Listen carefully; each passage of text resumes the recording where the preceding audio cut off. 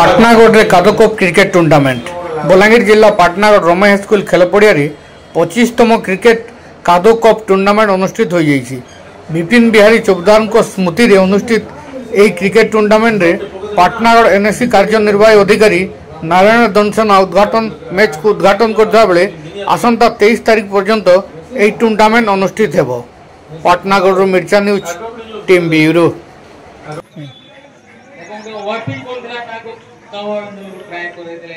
पाटनागढ़ कादोपड़ा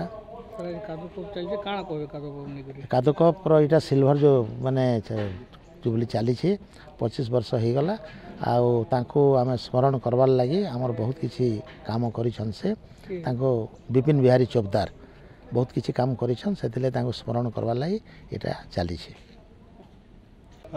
पाटनागढ़ रे इटा कादोपड़ार कादोकप cricket tournament आरंभ है आज आज इटा हूँ 25 वर्ष बा सिल्वर जुबली से माने पालन करने जाऊँ कार्यक्रम बढ़िया भाव में आरंभ होइछे खेल तो स्टार्ट हो गलान आपण मान को माध्यम रे मुई पाटनागढ़वासी को समस्त को अनुरोध करमी आसुन ये क्रिकेट टूर्नामेंट जेन चली तार उपभोग करूँ।